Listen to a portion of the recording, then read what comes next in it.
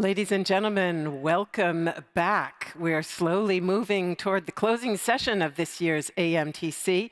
Hopefully, we're going to get more of our participants who are live with us back into this room because we have a great topic ahead now for the next hour. We've heard a lot about the considerable attractions of AM, and our blueprint cases provided very clear proof of the industrial advantages offered by a technology that's capable of delivering innovative, integrated designs far beyond the scope of conventional fabrication methods, meaning parts that can be made faster and on demand, tailor-made for complex, multifunctional applications.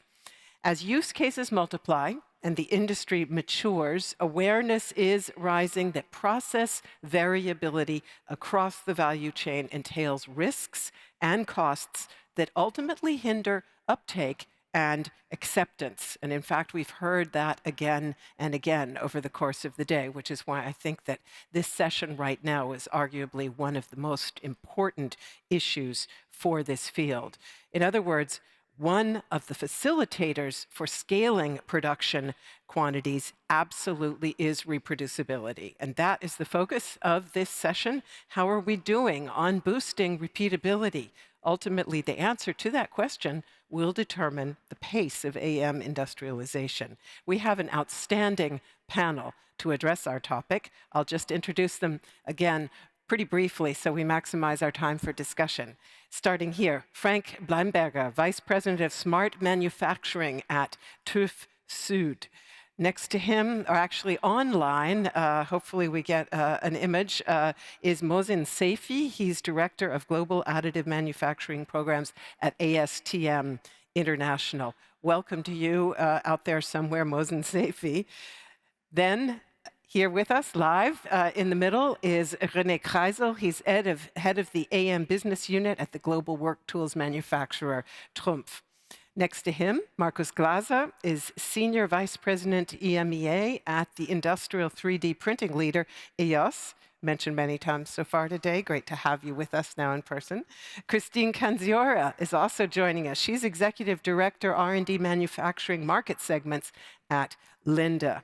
And as an impulse for our talk, I would like once again to get the wisdom of the crowd, and then we'll play that back to the panelists. Please go to our virtual platform, dear participants, all of you in the hall and also those online. Please go onto our virtual platform and look for our audience poll. This is, I believe, number 3. And I'd like you to vote on the following question. How would you rate the progress on reproducibility since MTC3 2 years ago in 2019? Major progress, some progress, but not as much as needed, progress limited to the laboratory environment, but not in series production, or D, little progress. And we're going to give the participants just a little bit of time to vote.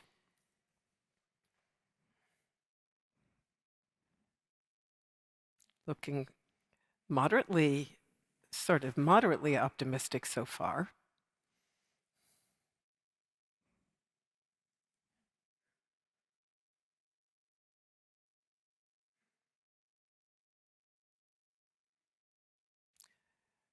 Okay, at any rate, the 59% of you do say there's some progress, but not as much as needed, or 22%, and that thereby takes us to the vast majority of those voting say progress limited to the laboratory environment, not in series production. And the absolute hardcore optimists are just 11% of those who voted. So let us now, without further ado, get the panelists' take on that. And I'd like to know, quite simply, whether that, in fact, conforms with your own opinion on the progress that we've made in this crucial area. And I'll start with you, Frank Blaimberger. Thank you very much for the question. From Trumpf Süd point of view, we definitely confirm these poll results, have the reproducibility as a KPI in place. We do made some progress, and we started with the human factor in the whole value chain. So there is a kind of uncertainty, insecurity in the whole operation, technology-wise, material investigation-wise, and more points. But the human factor remains, and we start with an audit scheme to increase the quality and the process of the quality. And talking about human factor is about in the design phase, in the production phase, in the logistic phase, and of course in the phase of how to incorporate order schemes. In short, the whole supply chain needs to be involved in. And the worker itself, and that's the second audit scheme we introduced, and we went online already. It's the health and safety capability on the shop floor, which incorporates the worker as well. So both schemes will enhance the reproducibility a lot, but there's more to come to a point and to take into consideration when it comes to a better KPI in total. So in short, a good poll, we are on site, but there's a way to go. Thank you. Mohsen Seifi, we see you now. Welcome. Great to see you. And hopefully you can hear us as well. Looks like you can. So did you also see the results of our audience poll with the largest share of the audience saying that some progress is made, but not as much as needed on reproducibility over the course of the past 2 years? So we'd love to hear from you, first of all, how you see it. Would you agree with that assessment, or are you amongst the hardcore optimists or hardcore pessimists? Yeah, thank you very much. I do agree with the results. I think we've made lots of progress. Lots of factors helped within that. I think the competition has been growing. The industry is really getting into some sort of turning point. The technology is getting more mature on a daily basis. We see applications across the domain, across multiple industry sectors. In our recent analysis, what we have seen, our observation tells us that almost every industry sector is looking at the technology in some shape or form to adopt within their supply chain. So this wasn't the case 10 years ago. So there is definitely growth, there is definitely progress, but I think there are hurdles, there are challenges. The topic of this discussion obviously is a key one. We're hoping that in the next few years, we'll get to the point that we can confidently say we have a mature industry sector, we have a technology that can really impact. I mean, to be honest, look at the entire manufacturing industry sector, right?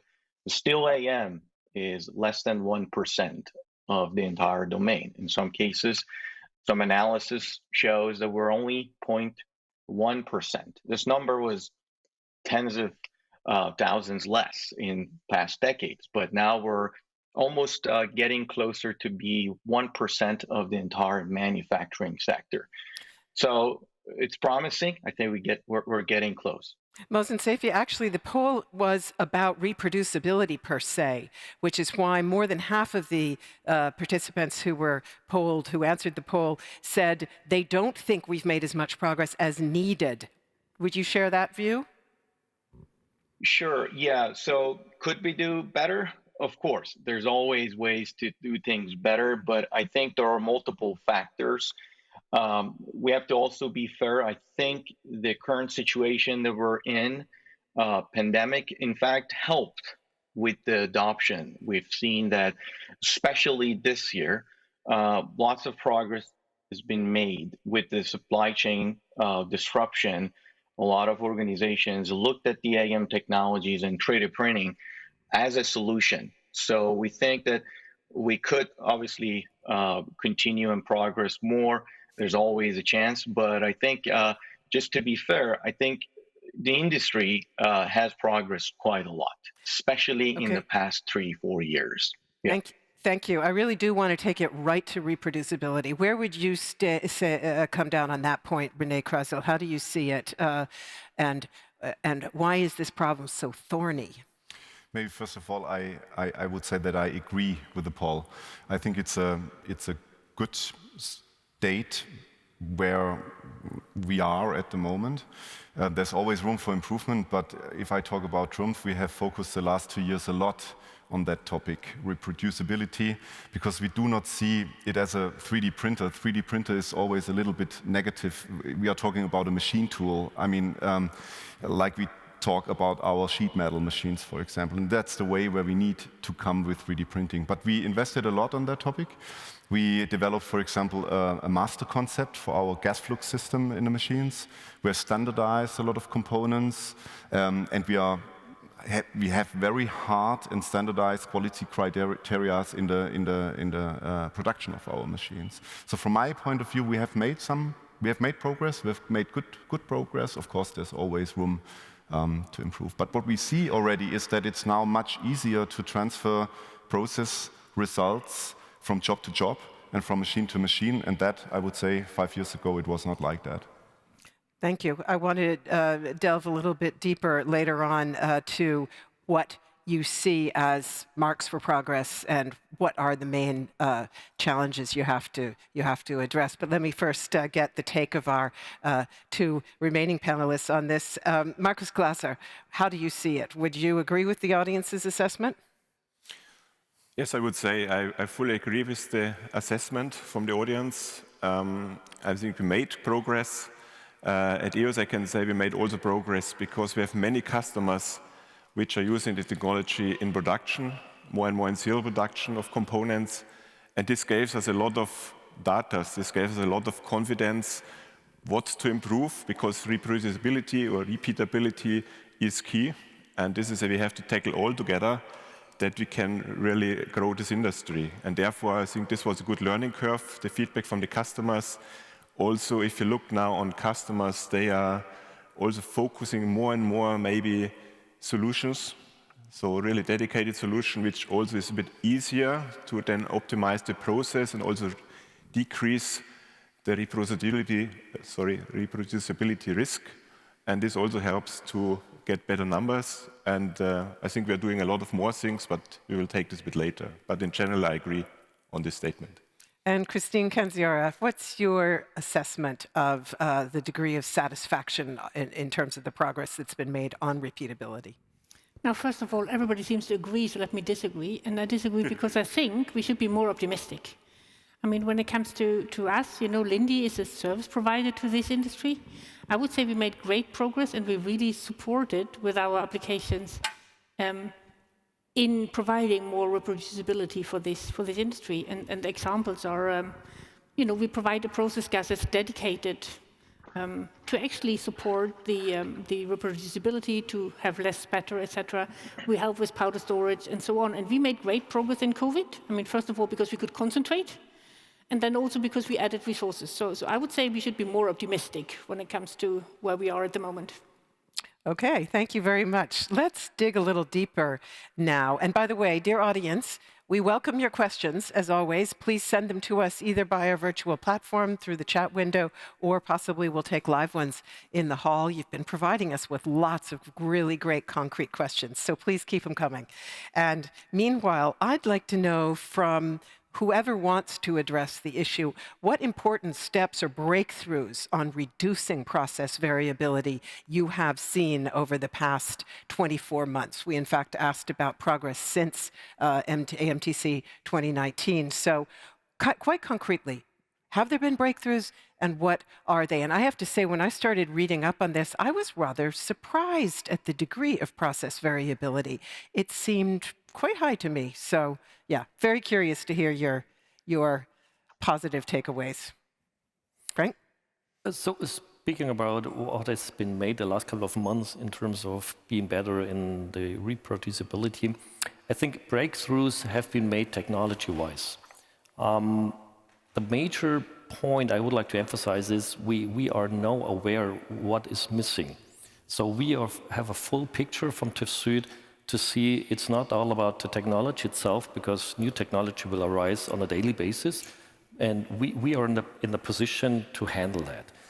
On the other side, we are discussing how does a landscape looks like where an ecosystem could get the value or could bring the value to the customer. That is a very, very important thing to discuss, and then we have to see the breakthrough will come in a discussion like, do we have a trustworthiness in terms of a data? So we generate a massive data, but as we saw yesterday on the startup pitch, there is a need to use the data further to have, for example, a fully assessment of the quality of a part. But the question still remains, could I rely on the data, and who is doing a verification and a certification that the trustworthiness of the data is given? And that's for me the key to understand that is particularly missing, and that's the breakthrough that we are filling the gap of, yes, we know what's missing, and we are going the path and the way forward. And that's for me the interesting point to see. It's not a stopping point and blaming or being frustrated. No, not the other case. We exactly know that's the discussion points, and that's the way we would like to go on further. And the starting point, yeah, of course, today and yesterday has been made. René, what absolute concrete steps or breakthroughs have you seen? I'm trying to get more concrete. So let's talk about our Trumpf 2000. It's a machine which we lately introduced in the market. That machine we, from the beginning, designed with a focus on robustness and reproducibility. We use Six Sigma to understand every single effect in the process. And we developed a methodology to assess the process quality of our machine. What does that mean? That means that a part of the customer relevant quality criteria like density and tensile strength and so on, we are even using sensitive parameters to identify weak points of the machine, which at the end are not relevant for the final part quality, but it helps us to identify the, let's say, the combination of hardware modifications and process result at the end. And to make it more concrete with that machine, talking about titanium 6.4, we reach a job-to-job and machine-to-machine reproducibility with a spread of around 10 megapascal. And I think that's a very, very good result. So fulfilling all the norms, basically, but in addition, taking a close look at the spread, and we are even able to make that transparent and show it to our customers. We're working on that for other machines as well. And I think that's very concrete how we address that topic. But it's a major topic because we want to bring that technology to an industrial level. And the basis for that, before we talk about productivity, is of course robustness of the machine. So that was our target when we started around 24 months ago, with a very high focus and intensity to overwork, let's say, and improve our product portfolio. And we're using that for all our machines now. Markus? Maybe a bit to build on this, what you say, René, I think we have the last 2 years, to be concrete, we have monitoring equipment on our systems. So again, we get data out of this monitoring. These data we can also use for reproducibility analysis. On the one hand side, again, we get data from our customers, feedback what we can also use to analyze this reproducibility. We have also the round-robin test, which we do together in an initiative with the Mobility Goes Additive work team, where they tested different technologies, also EOS, and evaluated the repeatability and the reproducibility based on fatigue tests. So this is also good feedback what we got and what we can use for our orientation to increase the reproducibility. And also not to forget is we do a lot of things now in the service. Because if you have the ability to have access to remote service, you can read out data, you can investigate all the deviations, and all this will help us and helps us to make this topic better.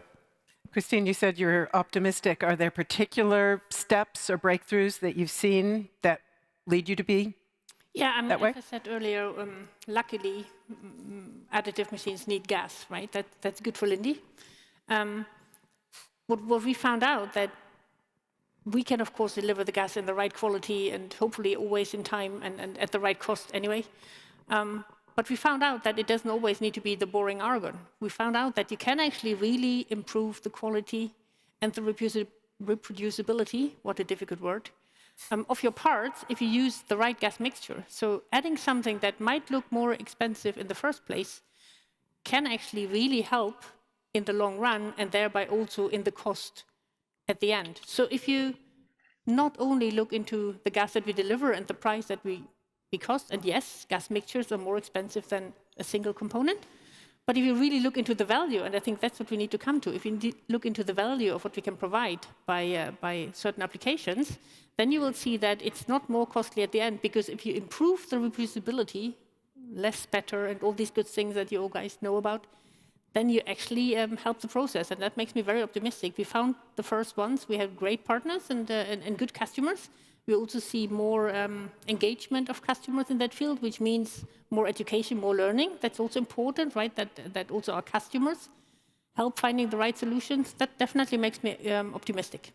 Thank you. And Mohsen, in terms of concrete steps and breakthroughs, are there any that you can share in regard to reproducibility and really reducing process variability? Absolutely. Yeah, I want to look at this a little bit from a different perspective and fundamentally. So there are two schools of thought. From one side of the spectrum, you have this school of thoughts that machines needs to be identical, meaning all componentry to be the same, down to even fasteners in the machine, things like lasers, chips, boards, subsystems, software, everything the same when the machine comes out of the assembly line. Obviously, there are advantages to this and disadvantages to this approach and this basically line of thinking. When you have same exact machine, this approach allows OEMs, large OEMs, to spend hundreds of thousands to develop parameters A to Z and print within their supply chain to meet the demand. Obviously, there's going to be IP issues, challenges, things like that. Well, I'm not going to get to that. This approach also could impact innovation at the service provider and contract manufacturers. It could potentially limit innovation within the supply chain. Can you make it happen? That's the question. Think about it. How many machines are being produced every year for laser powder bed fusion only? Is it thousands, 2,000s, 5,000s? Still, we're not talking about hundreds of thousands, where you really get into high volume productions. And some machine manufacturers are in the high production rate, but even those may not have enough volume that allows you to order large batches of parts for every single components within your machine. So there's going to be fragmentation in the supply chain. You're going to have parts that are not going to be exactly the same in the light of even current situation. So it could be very difficult. And you can't necessarily freeze everything when you rely on vendors to provide parts for assembly. Now, that's one side of the spectrum. On the other side of the spectrum, the approach is to develop accurate calibration and acceptance methodologies for critical parameters of the machine. And regardless of having exact components in the machine, to be able to qualify your machine that can allow you to print exact. Often it's called, obviously, copy exact in the semiconductor industry. So similarly, there are advantages and disadvantages to this approach as well.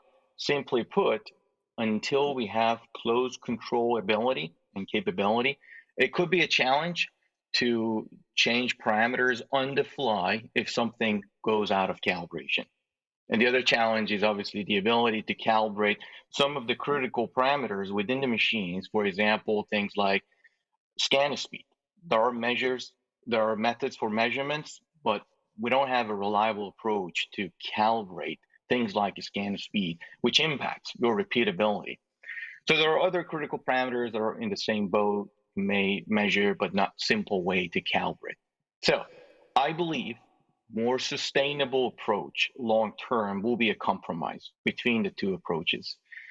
You have to have identical machines to the best of your ability, but at the same time, develop methodologies to calibrate, maintain, and qualify machines, and standardization can help with that. Thank you very much. We've got a lot of audience questions coming in, so I'm going to keep my layman-esque questions pretty limited here, but let me just pose a few more. First of all, to Frank, the role of norms and standards in ensuring reproducibility. What's needed there? What challenges do you face from your own perspective? We have different angles of challenges to face with. One of them, as I said, is the work itself. It's no doubt about it. We will have workers in the factory in the future as well. So currently we do have a massive manual work to do in the design process, in the in-process, or in the post-processing process. A couple of manual operations needs to be done. So therefore, that's a part where we need standards. And we need a certification scheme to make sure that the substitution of machinery could be handled. So one machinery will be substituted by another, and we do not need to recalibrate because of the machinery data sets. That's one point. The second point is when it comes to machinery and the material towards an application. There's a kind of validation certification machinery and the material. So we figure out that the fittings between machinery and material is done on the factory line, but it's not done when it comes to substitute or to roll out these particular combos to a ecosystem which is not in a producer environment, so which is the ecosystem's favor. So we'll say machinery material needs to be bundled in a way of certification standards. And then there's a couple of more standards out there. I think we are not having leaks of standards, but the point is to use the standard in the right manner. And that's the way we would like to see that we incorporate a couple of necessity standards, not on a local area only and an international one. So we do have a good experience with the American standard associations. And of course, and as we heard in another breakout session, we are collaborating with the EDB, the Singaporean Economic Development Board. We do have a center of excellence for particular the reason for having an engagement towards the world from the Asian region. And that these are measurements to make sure that standards could be used, could be rolled out, and for sure bring value to the manufacturer and to the customer. Thank you very much. And let me jump to Christine, because a lot of the questions coming in are going to go to the gentleman in the middle. But if I can just jump over to Christine and ask you a bit more about materials. You talked about using mixed gases as one approach. But what else is needed to ensure fully repeatable material handling solutions? Well, I think since we are the gas supplier, it's difficult for me to answer, right? Because we are not the one that integrates into the production. We're also not the one that produces the machine. So of course, a steady supply and the good quality of all the utilities that you need to have is important. But apart from that, I think I cannot really comment on the question. Okay. Anybody else want to say a word about that? I mean, apart from gases, what we should not forget, apart from process gases, we also, of course, need to make sure that the powders that we're going to print are having a consistent quality, right? And guess what? We would also like to help with that. So we do powder quality applications that would help, and we would also help in process control. I think the important part is to connect all of this together, as we've heard before from my co-panelists here. Currently, we do look into islands, right? So that's the only comment I would want to make. It's not really connected altogether well. Thank you. Anybody else want to weigh in on the materials part of the chain? No? I can jump in on the here. norms topic, maybe. There's time. Because I think I would like to mention that I think AM has quite a good cooperation, even internationally. Yeah, that is what we talked even before the podium discussion here. And I think that's easy because it's a new technology and the norms have to be written from scratch. So it's much more difficult to do that with already established norms. But I would like to highlight that as well in the direction of ASTM, that there's a good cooperation, I think. And I even do not see a huge gap in norms at the moment. Yeah. But there are things which we have to drive, like standardization of interfaces, digitization. OPCOA is an important topic, but we believe that that will be the standard interface, like we already have it in the machine tool business as well. Okay. Thank you very much. And let me go to some of these audience questions now, some of them with many likes indeed. This is a very liked one. Shouldn't we set first time right as a target? It would lead to different measures. Markus? Can you repeat the question? First time? Shouldn't we set first time right? That the target should be get it right the first time. Okay. Yes, it's a great target, but it's not that easy to realize. I think what we try to do at EOS is that if we now develop, let's say, a new technology or a new process, that we, on the one hand side, work on the material side with different technology readiness levels. So that means if we now have a material, we develop a process, then depending on the level of readiness, so it goes from 0 to 9, we also can somehow refer to a certain repeatability.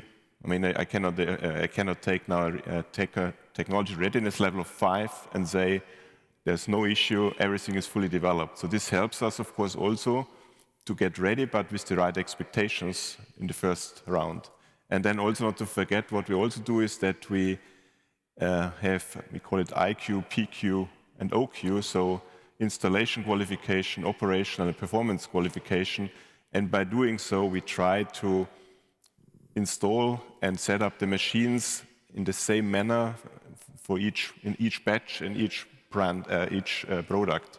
And that helps us, of course, as well to improve and that you get it first time right. But these are the two things what we do in any case, and this we have also developed now the last few years to help customers to get fast on track and to get fast in the first time right.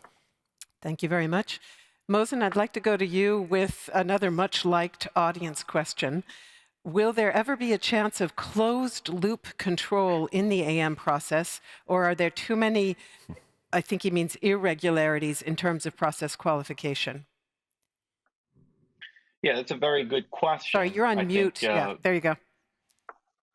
Yeah, very good question. We think in the long term, I think really the best approach to achieve repeatability is to have really capability around closed loop control. Are we there yet? You have two machine manufacturers. I think that they are the one who should respond to that. But we think that we're not there yet, but there is great progress and there is great demand and push for it. So, I mean, as of today, no one can confidently say that if something goes wrong on a layer by layer basis, we can go back and fix the process, that deviation, basically. So I think that's the future. I mean, techniques like in situ monitoring and diagnosis on the fly could immensely help with that. And that could also ultimately reduce amounts of testing, requalification, and really can reduce the time that we can qualify and certify parts put into place. I think there's a large number of research and development projects needs to be conducted. I think the role of government agencies, funding bodies is very critical in that. And that's a topic that we're constantly looking at, working with our partners around the world to address. Thank you very much. And let me get René Kreissl to weigh in on that. And I have a related question as well. Go on. Yeah, it's really a good one and a tough one because, I mean, if we're honest, we're talking about that since decades, I would say. Yeah, closed loop control was already a topic 10 years ago. And we have to be honest, we are not there. It's a long way to go. And I personally believe that it's still that there still needs to be done some fundamental work. So you have to cut the elephant into pieces, basically, and this is how we say. And the first step is to gather data, to gather the data, to collect data. Then you have to interpret the data. The next step from our point of view is layer by layer control. That's the next logical step. Yeah, we are in that phase, I would say. We are working on that. And then at the end, there's coming a closed loop control. But to reach that, from my point of view, I want to be honest, I would say we talk about 5 years plus or something like that, to mention a number. Thanks for putting that in there. I want to come back to that at the end. That's going to be my last question, but I don't want to go there yet. Markus, do you want to add to anything on closed loop control? No, I think I fully agree what René said. So I think perspective of 5 years is a realistic one. But I would like to add something. For example, again, make it more concrete. The Trumpf in 2000 has an automatic multi-laser alignment. So we offer a full overlap with 2 lasers, and we are calibrating the lasers during the process. Yeah, and that's a very important topic, using multi-laser machines to guarantee robust and reproducible part quality. And at the end, even we have a certification, a protocol, job protocol, which shows the customer that the lasers were aligned to each other with roughly half the spot size. And that's an important topic. And here, from my point of view, that's already a first step of a closed loop control, because we are, we have a misalignment of the lasers, we have a drift, and we are calibrating during the process, and that's a reaction of something happened in the machine. And I would say that we cannot say in general there is no closed loop control. We have to take a very close look at every single process step in the machine, and I would say still some work to do, but we're on a good way. I have another audience question that goes to the issue of collaboration that Mohsen just raised, and I'll put this to you, Markus, if I may. To increase reproducibility, it needs to be addressed through fundamental research. Are there enough efforts by companies like EOS or Trumpf to cooperate with universities? I think collaboration is really key in our industry. Yeah? And one collaboration, what we do, for instance, with Linde is very much key for this topic, reproducibility on the gas side. But of course, we have several universities where we have programs, collaboration programs set up, where we also tackle this topic and also others, because alone we will not be able. And it's not only the university, it's also the OEMs, which are used day out, day in, the machines for serial production. So we need to collaborate very closely that we can really achieve together the next step. So it's not alone that EOS, and I assume also Trumpf, can do that. Thank you very much. Then here is one, maybe Frank, you want to talk a little bit about this. In what way may process simulation, which we've heard a lot about today, be an appropriate means for addressing the issue of reproducibility? Yeah, that's an important thing. So within COVID-19, we request a lot of we figured out a lot of requests from customers. They are asking us to do some testing, validation, certification on remote. And of course, additive as our technology, which is key for the digital twin approach, should make it happen that we could operate in this area of a digitization environment, like the digital twin. But we figure out when it comes to having a closed loop between cyber-physical and digital twin technologies, there is a missing gap between to have the closed loop in place. So you talked about standardization like the interoperability, OPC-UA. These are topics we see, we do have, but it's not incorporated in the digital twin yet. So from the TÜV Süd, as we are as a TIC company, notified body, we are certifying things. We see a lack of information in this environment, and as a matter of result, coming to a better producibility in a repeatable way, we need to enhance these capabilities of the digital twin. Right. So we were hearing about that earlier in some of our blueprint cases, indeed. Right. Very interesting. Christine, let me come to you with a devil's advocate question from the audience. Are we not looking in comparison to other conventional technologies too much at quality? Other technologies are not measuring and checking everything like we do. Well, that's a good question, and definitely is a devil's advocate question. I think since the industry is new and we want to build trust with customers, we do need to go through all these checkings. And other industries, as we've heard, are more than 30 years old. And they, by the nature of how they build parts, have a better chance in achieving the first time right. So we need to actually really live up to this, because opposite to you, I would think, yes, we should strike for first time right. We just need to accept that it takes some iterations at this point. But I would say we do need to build trust, and for that we will need all the quality checks. Thank you. Here's a question for, again, René and Markus. What are the system manufacturers, Trumpf, EOS, doing to bring the cost per parts down? René? Yeah, that's an important topic. Like I said before, the basis is to have a robust machine, and then the productivity can be increased. It's linked to each other, and that's very important, because I think one of the questions is where do we have to focus in the future? And from my point of view, it's reducing cost per part. definitely, but we cannot see it isolated. We have to absolutely link it together with the quality. It's not increasing productivity and accepting less quality. It needs to be linked. We have to maintain or even improve the quality of the parts and increase the productivity. What are we doing?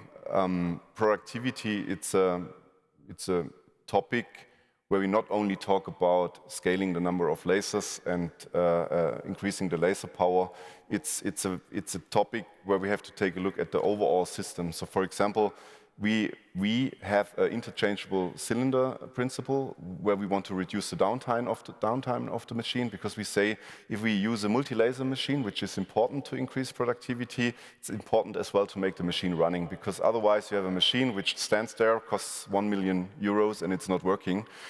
So it's important as well to take a look at that point. So to reduce the non-productive times of the machine, let's say it like that. On the other hand, of course, what I said before, scaling laser power, number of lasers, beam shaping is an important topic from our point of view. And of course, automation is an important topic, but only if the market needs it. Yeah? So I would not say that we need it everywhere, because we need a number of parts at the end to, let's say, load a fully automated machine. That's important. Yeah? So it's a little bit a chicken and egg problem. But when the market needs an automation, we offer that. For example, in our smallest machine, we have a multi-plate option, which offers the customer the possibility to produce up to 4 build jobs after each other without any user interaction. And that's automation. It works, but there we are in a serious production. Yeah, it's always the same parts, basically. It's not the same parts, but almost the same parts, and automation works, and there's a market need for that. So at the end, I would say the customers are driving our roadmap, and if there is a need for automation, we are there. At the moment, we are ready for automation, I would say. So our machines are ready for that. Thank you. Maybe let me go one step back. So overall, we talk about costs. So what we need to do, we need to think, where do we have maybe eventually to high costs? And I think that brings us back maybe to a platform system, that we say we have a platform, and let's take our latest technology, the M300 machine. It's a platform which is the future platform for metal printing at EOS. And there we can use, of course, then similar components. We will have also the access to all the automation accessories what we have, which we can use on the M300 platform, but for following platforms. So you have also the same topic, laser strategy, or setting up of lasers, setting up of flow management, so you can transfer this easily to different platforms of the same platform category. And if you follow this, then you have a lot of savings over the time in R&D, which at the end will make you the product cheaper. So that's one step. The other step is cost per part. Yes, you can run, what you said, more lasers, you can do beam shaping and all these kind of things. And automation is also key, because if you really have serial production of certain industries which have a high need of a lot of parts, we have to automate. And we can simulate this nicely, and we'll find out, okay, we can decrease the costs on 2 factors. On the one hand side, to make the productivity itself better. On the other hand side, also because, of course, you need less headcounts or less people to operate the technology. And that means also if you take another step and you go forward on the supply chain, how can we optimize supply chain to our production facility? Where can we there save costs, which again will make the product at the end cheaper and will also have an impact on the cost per part criteria. And I think it's very important to bring down the cost per part criteria, because if we do so, then we open up just a wider window of applications and solutions. And this has to be our target for all of the machine vendors or all the people here in the room. And I think there's a good chance to do so. Thank you. Christine, please. Yeah, I would like to add one thing. I think just talking about cost and reducing cost is only one issue. What we definitely need to look into is the value, and we need to communicate that. So the value you bring with these new technologies is not only that you reduce cost. Maybe you don't do that now, But the value is you can go faster to market, you don't need molds and those kind of things. You can reduce stock in the long run, you optimize supply chains, etc. And all that, I think, is not yet appropriately communicated. That's what I feel. I think we need to come to the point where we also put a price tag on those values, not only talk about the cost. René, you wanted to add something as well? Yeah, Please. I would like to add something, because I think it's important to talk about productivity and cost per part, but what we really should not forget that there are millions of parts which are even not identified today, which can be produced with additive manufacturing. Not talking about, what do we do to increase productivity of our machines to reduce the cost per part, and that's a big problem. And I always tell the story about Trumpf. We have at the moment 6 own metal 3D printed parts in our own products, and we are doing a lot of stuff more than additive manufacturing. We produce lasers, we produce bending machines, 2D cutting machines, and welding machines, and the potential is huge, but it's a change process. Yeah, we have to force the people to to think in additive manufacturing. We have to educate the people to think in additive manufacturing, that at the end there are more parts, and that's what I want to highlight, because it's not only about reduction of cost per part. We have to take the chance and identify the parts which can be produced, and there's a clear benefit. We do not do that as Trumpf for a showcase. It's profitable parts, basically. It makes sense to print them. Right. That's the topic that's come up in a number. I'm just going to go to Mohsen with a couple of standardization and quality questions, and then I'll come back for a few more.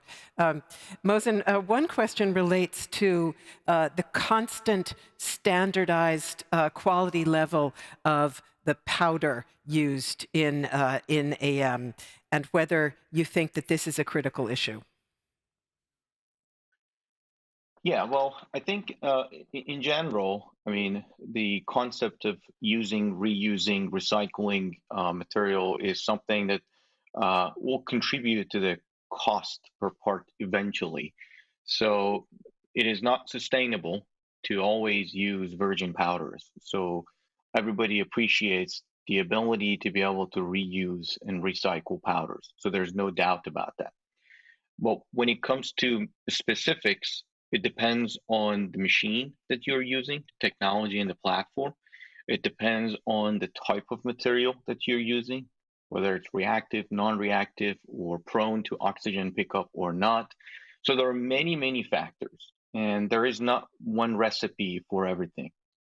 And what impacts also your decisions on how many times you can recycle, reuse, reclaim the powder depends also on your application and the classification of the part or component that you wanted to use.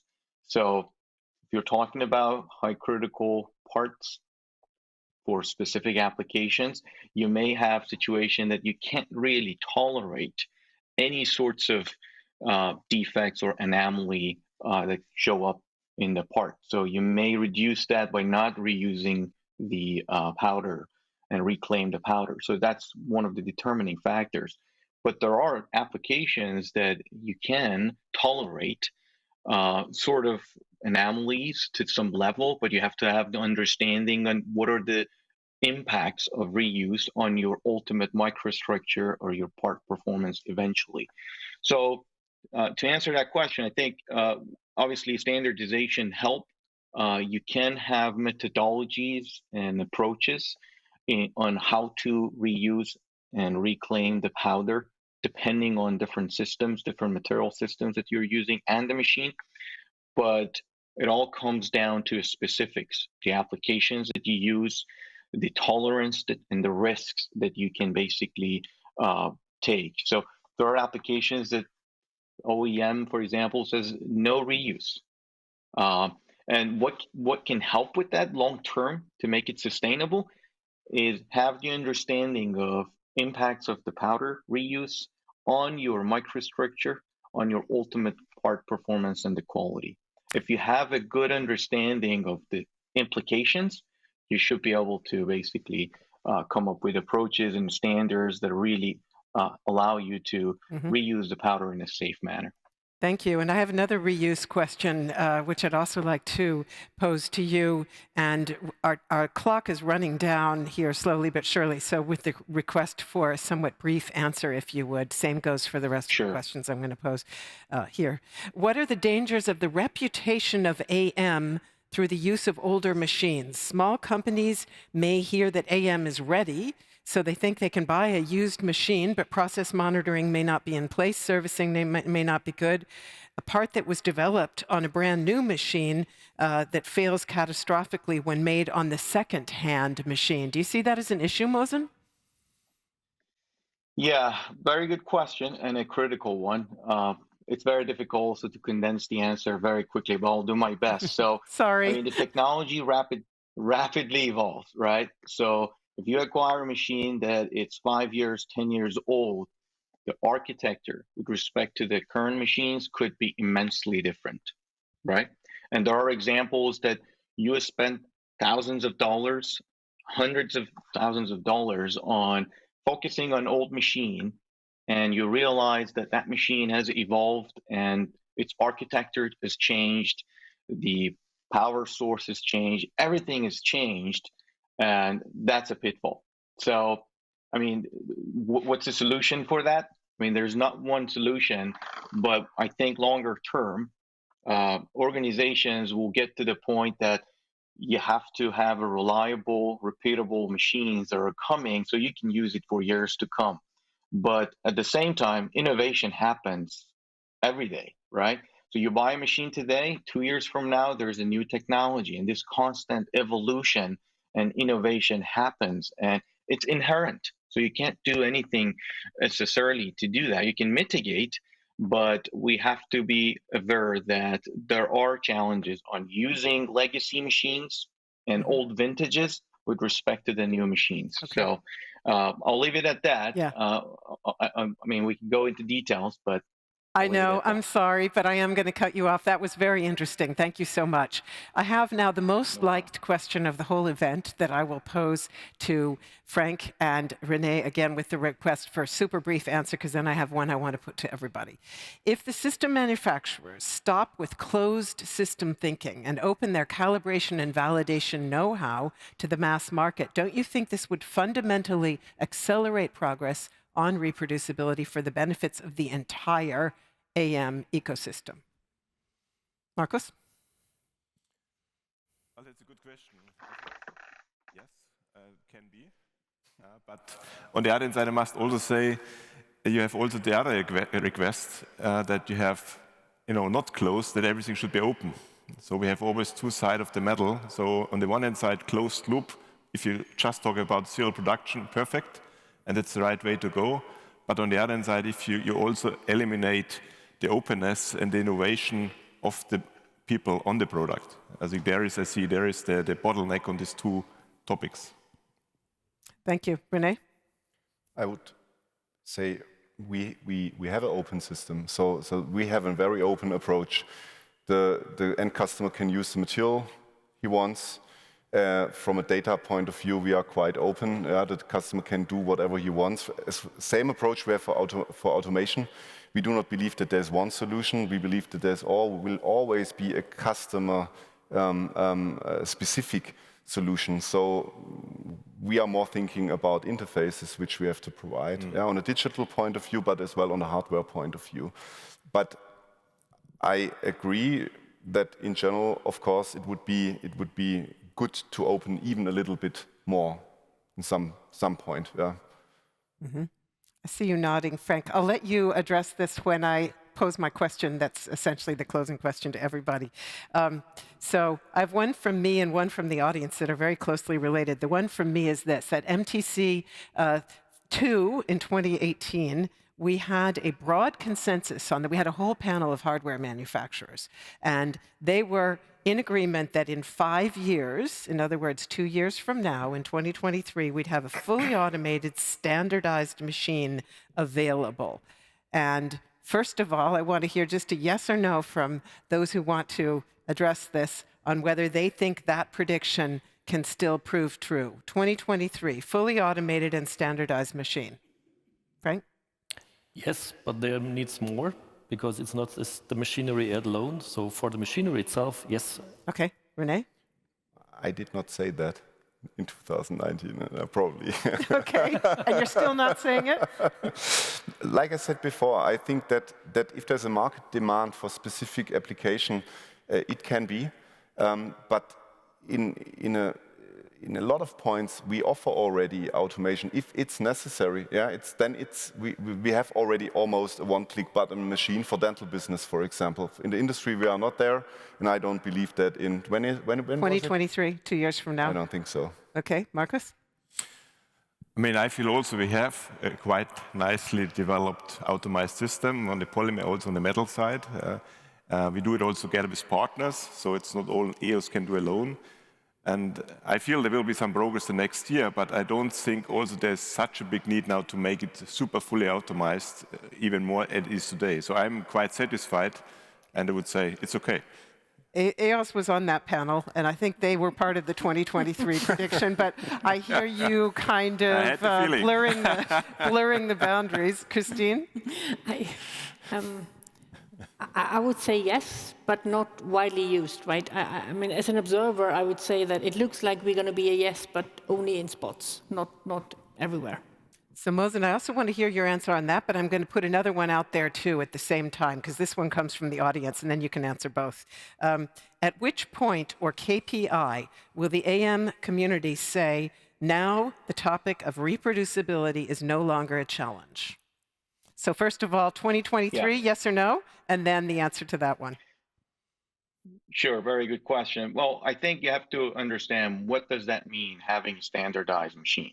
If that means that we can have a repeatable process, yeah, I think we'll get there. But we don't want to also limit the innovation by putting a stamp, this machine is standardized and everything is fixed.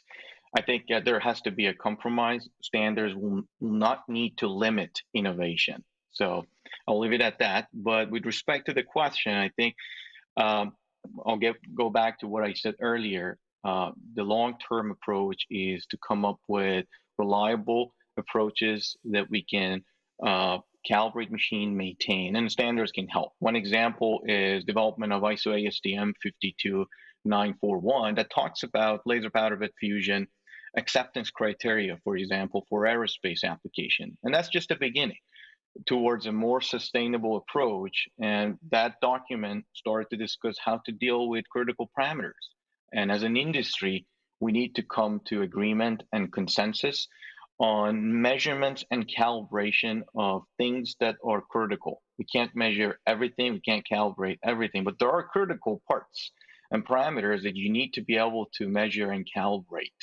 When we get there, I think we can say that we've achieved something reliable and sustainable.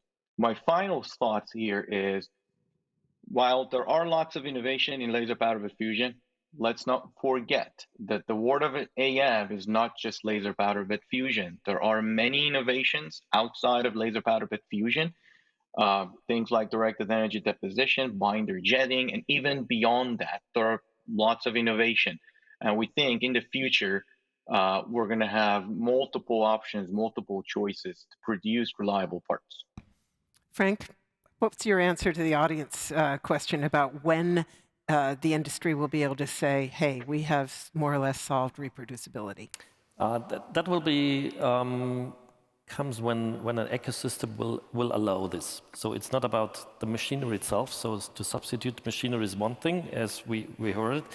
But on the other side, the value chain is totally different for specific application. And we need to be capable to orchestrate all the building blocks in this ecosystem towards an application. So if we have a clear request to this application, yes, and we will be able to reproduce it in a way that the ecosystem is handled at. So that makes it necessary that it will be an open ecosystem, a closed one, because it's not possible that one company fits all. And not, as we heard, there are a couple of technology available, and the landscape is so huge that we do have to rely on others, but the frame needs to be set, and standard could be one point to make the frame happen, and not to kill the innovations, but to frame it in a way to have the reproducibility in the place. Anybody else want to weigh in on that question? Maybe shortly.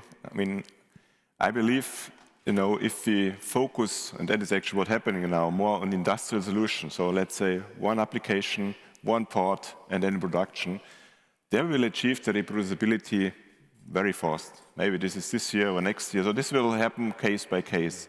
If you take it on a bigger manner, overall for all industries, for all application, it will take longer, and maybe this takes another 2-3 years. It will come, by sure, but I think short term we should also not forget what we have. Yeah, and we can do a lot with the current technology. We have a lot of applications where we can do successful business as you do today. And we should not forget, we talk about the future, but we are also not too bad at the moment. Thank you very much. Maybe we'll just leave it right there. Great last words. Measured optimism, I think, is what we'd call that. And many, many thanks to all of you for this very interesting and insightful exchange on this key topic of reproducibility. Thanks to you also, Mohsen, for joining us remotely. And I think we've got a very key topic to be looking at in future sessions of the AMTC, because all of you, in fact, have highlighted steps that you think we can take, we will take, and we should take. And so it will be interesting to see how that plays out.